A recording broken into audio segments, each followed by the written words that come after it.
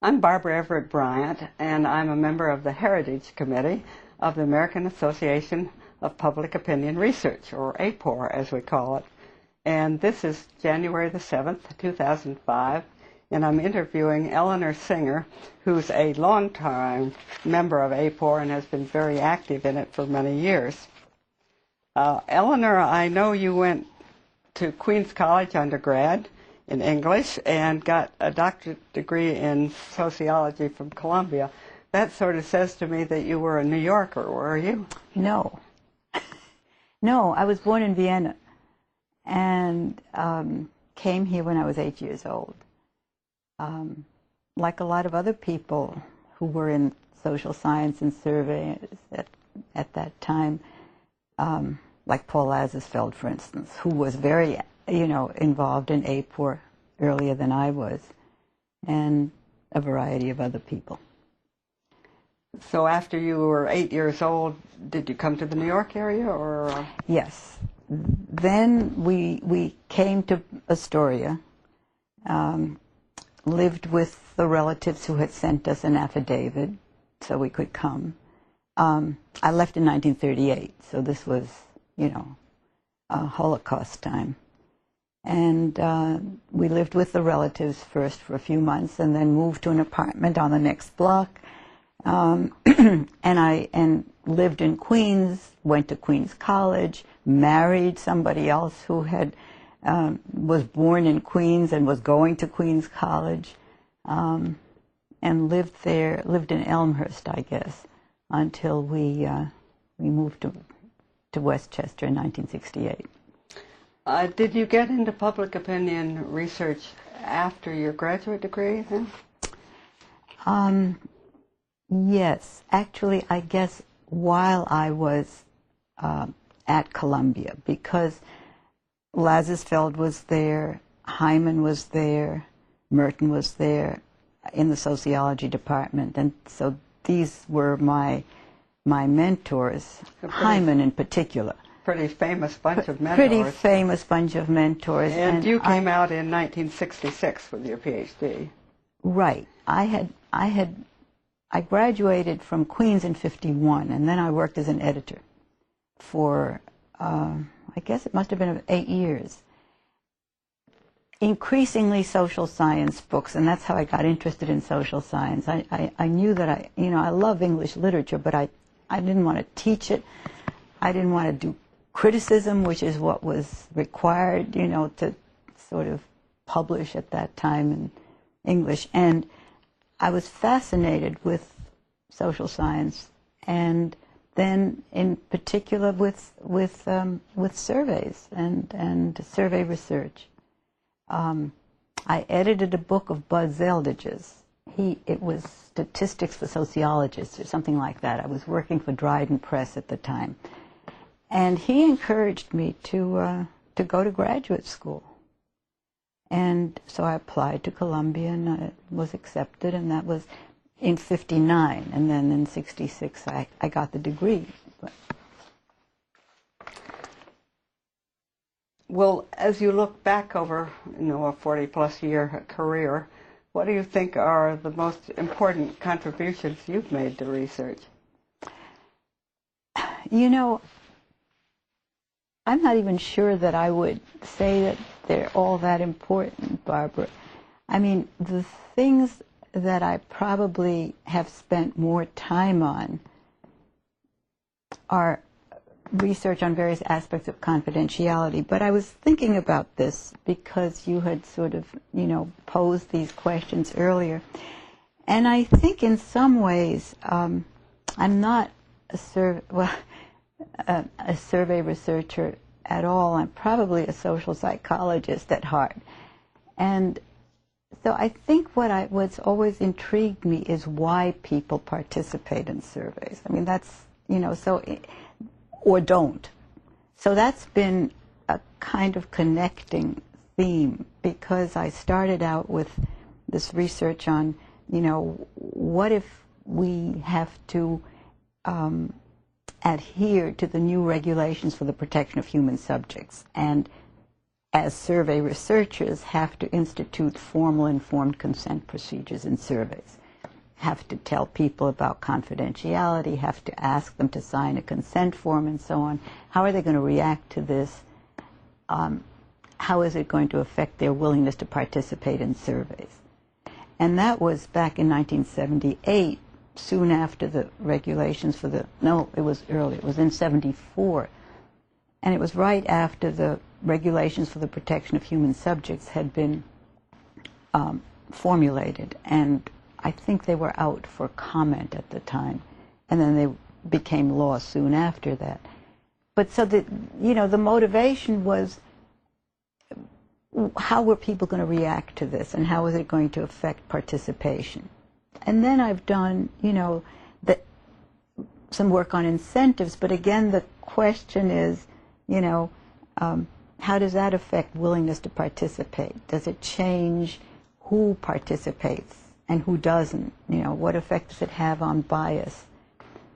And then lately I've gone back to the confidentiality issue, you know, in sort of full force, because it's become well, you know, when I was at the Census Bureau, because you were at the Census Bureau, and confidentiality and people's concerns about it were what I was working on, and that, you know, how does that affect their willingness to participate in the census and so on. Well, I know you were brought into the Census Bureau for your reputation for having worked on privacy and confidentiality right, issues, right. which were of extreme importance to getting people to participate in a census. Yeah, Bob Grove says I've pursued this relentlessly. It's the way he has put it. Well, we won't say that you've dabbled. You have certainly pursued it relentlessly. What changes in survey methodology have occurred during your career, maybe perhaps ones that do affect willingness to participate? You know, there are so many that it's really hard to talk sensibly about that. I mean, when I started in this, we were using counter sorters, right, to analyze data, and punch cards, and interviewing was often done face-to-face. I mean, the earliest surveys I did, and they weren't that expensive, were done by NORC, and they were face-to-face surveys. So, you know, the transformation in technology, the transformation in the move to telephone interviewing, now the move to, you know, web surveys and online surveys and so on. I mean, it's just been huge. And also there's just so much more of it. So it's, and I think to some extent the increase in volume of surveys, plus the transformation from face-to-face interviewing to telephone interviewing and so on, has had effects on people's willingness to participate. But you know, that's a whole other story. I think some of my colleagues would probably be better equipped to talk about that than I am. Yeah. Well, I note that you have pursued the confidentiality and privacy concern issues right through all the methodological changes. Have you faced any restraints in the kind of research you can do at any time? No, I'm not sure what you mean. Restraints on the topics or the content? Yes, restraints on the topics, or well, I think other than raising money to do. Yeah, I was going to say. I mean, that it's always, you know, largely it's a question of what are people willing to fund, right? Regardless of what my interests might be, what are people willing to fund? But I've never. I mean, so within those constraints. And, you know, it's really hard to say, because I think unconsciously knowing what the funding possibilities are shapes one's interests to some extent. I mean, or you explore those interests in the context of what you can fund. I mean, certainly Paul Lazarsfeld was a genius at doing that. You know, he raised money from all kinds of sources and then did, you know, pursued whatever research problem he was interested in the context of that research. Was there something in particular that you had in mind? No, I just was curious whether you've ever felt there had been any restraints on what could be asked or that sort of thing. No. I mean, I think, and I thought maybe you were asking something else, which was, you know, did I feel limited because I was a woman at a time when there were relatively few women, you know, in academic positions and so on. And I don't think I felt limited in that way either, although I think, again, I sort of shaped my career within those constraints. I mean, I had kids. I didn't want to pursue, you know, and I had the kids before I went to graduate school, or one of them before and the other one during. And I really have never especially wanted to teach. I've always wanted to do research.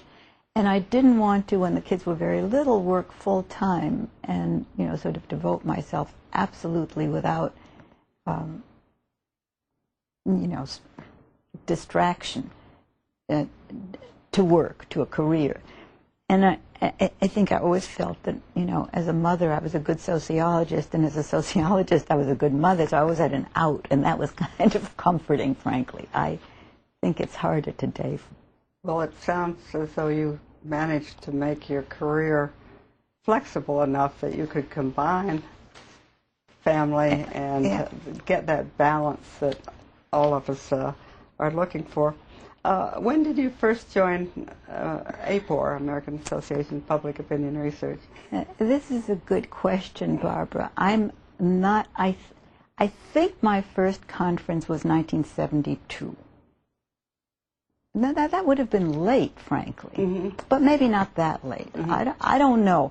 I mean, that's sort of the first conference that I remember. And where was that one? It was in Atlantic City. It was the Blenheim, as I recall. So maybe it was just that it was more memorable than ones that. But I think it was actually my first conference. And what I remember about it is nothing to do with the conference. I remember the hotel, which was a marvelous monstrosity since raised, and a little bit of the beach. But what I chiefly remember about that conference was Sam Sharp, who was Laurie Sharp's husband. I don't know if you know Laurie. She was a longtime AAPOR member who hasn't come in the last for a number of years, but she was very active in AAPOR. And her husband was not an AAPOR member, but he often went with her. And he was a master bridge player, but I didn't know this at the time. And so one of the first evenings that I was there were, you know, people playing bridge, and somebody, and I didn't know very many people at all. And so somebody asked me if I would make a fourth. And I said, sure, you know, because I like to play bridge, but I certainly would. And so I was Sam's partner. But, you know, that didn't mean anything to me either. But I remember this one hand, and this is now, I don't know, what is it, 33 years ago? Years. Right. And I don't remember who bid it, but the bidding went 1 spade, 4 spades, 6 spades. And I don't remember who opened the 1 spade, so I don't remember who played. We made it. We made the small slam, right? And it was just one of these sort of dream experiences. And through no fault, you know, or credit of my own, I then, you know, was accepted as his bridge partner. We never played again. I mean, I never played bridge at AAPOR again. You stopped while you were ahead. I stopped while I was ahead. But that's interesting that your but first... That's what I remember about my first AAPOR memory has nothing to do with public opinion or research. Right. Well, when did you begin to get active, like going on council and... Well, you know, well, I wasn't, I was I think, I don't know. Well, your fetus shows in the 80s that you were... right, and so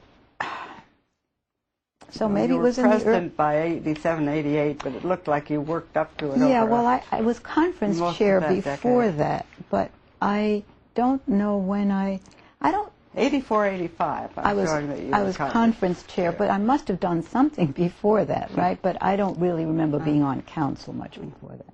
I was editing Public Opinion Quarterly before that, and so I had that connection, and so, you know, perhaps I went to all the conferences. I don't think I've missed a conference since that first one. Last year was the first one I didn't go to. But I don't know how active I was, aside from Public Opinion Quarterly. Well, let's talk a little about your life with Public Opinion Quarterly, because that's an interesting part of your that again was, you know, like the bridge game, it was accidental. POQ was started at Princeton University. Well, I'm not sure it was started at Princeton University, but it was published at Princeton University for a very long time. And at the time that I became aware of it, which was when I was at Columbia in graduate school, Phil Davison, who was at Columbia, was the editor. And he, during his tenure, Princeton decided it could no longer afford to maintain the journal. And it was a self-sustaining journal at that time. And so Phil Davison single-handedly, or maybe with, you know, help from some students, packed up all the files of the quarterly, loaded them into his station wagon, drove them to Columbia, unloaded them in his office, which was fairly spacious. He had an office at the journalism building at Columbia. And he and his colleague, Fred Yu, who was on the editorial board at the time, decided they were going to keep this journal going. And they hired me as managing editor. And I don't remember exactly what year that was either, but it was while I was a student. And so you're talking sometime early 60s then. In the early 60s, right. Early to mid 60s. Right. And so I did the copy editing and so on the journal. And they just, I mean, they paid me a little bit, I think, out of their pocket, maybe as a research assistant stipend or whatever. And they kept the journal going, and then I appealed to Merton, and we got a little bit of a subvention for the journal there, and eventually I became editor of the journal. That was after Bernie Roshko, and at a certain point I really thought the only way to keep this journal alive is if AAPOR takes it over. And it really was appropriate for that to happen because it was a journal about public opinion research. It was AAPOR's. It should have been AAPOR's journal. It was regarded as AAPOR's journal, and the fact that it was being published first at Princeton and then at Columbia was kind of an anomaly. And so then followed years of negotiation with the council, and there was an advisory committee, and so on and so on. And finally, the negotiations were concluded, and AAPOR assumed financial responsibility for the journal. And that was, I wish I could tell you that date, but I really am lousy on dates. But I'm guessing it was about 85 or 6 that AAPOR took over the financial responsibility. Well, that would have been about the time of your being president. Oh, well, I was president later. I became president later. Mm-hmm. I think the transfer was somewhat earlier than that. Mm-hmm. Yeah. But I was editor, I think, from 75 to 86. Editor of the journal, something like that. 11 years is It was a long time. to It was a long survive. time. Right. And before that, I was doing the, you know, the scut work on copy editing articles and stuff like that. So. You told me you thought that this was your great contribution to AAPOR. Well, I think I think it probably was. I mean, I was president. I chaired the standards committee, and I did, you know, I think a credible job in those various offices. But I think both from the point of view of, you know, of POQ's future and for AAPOR's pride and a variety of other things, and reputation and financial success. I think the journal has been a financial success since its transfer.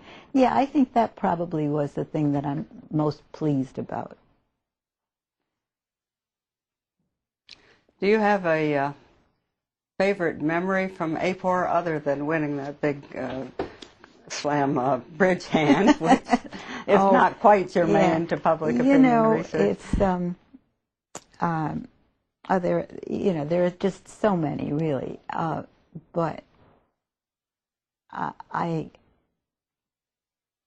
and they're very varied. I mean, personally, I think the thing that I was sort of most surprised by and stunned by was getting the Distinguished Achievement Award. And Bob didn't tell me about that ahead of time, so it really...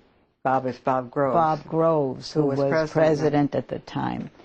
And so I was, you know, I guess I found out either earlier that day or perhaps the day before, but it was a total surprise, and it was a wonderful, you know, experience to get that.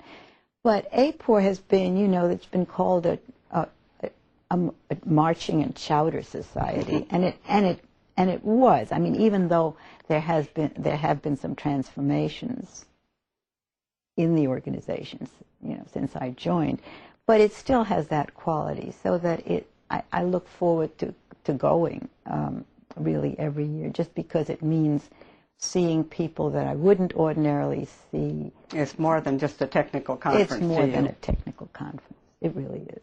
I think it is to most people who go.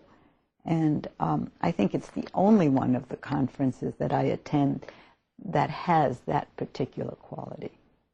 So it's just a very, you know, it's been a very important part of my life over the years. Well, I think that's kind of a good comment on which to close, but I think I have failed to point out how many different academic and survey institutions you have been with in your career, and so do you just want to do a brief recap of that? Well, I haven't really been with so many, but I thought you were going to ask something else, and if it's all right with you, I'd rather maybe comment on that, because one of the questions you had put down for me to think about was, how has AAPOR changed since I've been there a long time? Yes, I would like to hear about that. And I was thinking about this, and there's some obvious ways in which it's changed, but I think there is some sort of deeper changes underneath. It was much more an organization for the study of public opinion research. You know, when I, just as POQ had more to do with the study of public opinion, and not so much with survey research or survey research methodology as it does now. And that change, that is, from the emphasis on, you know, public opinion and how one studies public opinion, to survey research more generally as a method, I think has been a very important transformation. And it also, you know, it's, of course, it was always the study of public opinion, but it was also substantive public opinion. Mm-hmm. But how one studies opinions and attitudes is very different from how one studies retirement histories, right, or health histories. And I think that transformation has implications for the kinds of methods that become important, and also, in a way, for the it accounts in part, I think, for the shift in emphasis from substantive studies of public opinion, for example, to the methodological emphasis on surveys, because the people who do some of these very large-scale surveys are not survey methodologists. I mean, they are very important in carrying them out, but the principal investigators are likely to be economists or sociologists or epidemiologists who aren't necessarily members of AAPOR, right? So there has been this transformation in subject matter and in method over time, both within the organization and, I think, in the journal. And it's accountable in terms of this, you know, the shift in the content of what surveys are sort of increasingly being used for. Mm-hmm. And the other thing, of course, is that even though it's still, AAPOR still has this very informal and friendly and wonderful quality, and isn't that much bigger, frankly, from what it was when I first joined it. Its structure and the way it operates is much more formal. That is, it has a secretariat now, right, which is a professional, you know, secretariat, organizes conferences. I mean, it used to be done by volunteer labor at the beginning, as I remember, out of Newark, and gradually became, you know, more well, you know, specialized in function and paid for and so on, as other functions of the organization have been. That has some consequences, I think. I mean, it has changed a little bit the flavor of the... But again, you know, not enough to make me like it any the less. And that's, I think, what I, you know, what I thought about as when you pose that particular question. So maybe that's the note on which to end. That's a very good note, and thank you so much. You're very welcome. It's been a pleasure.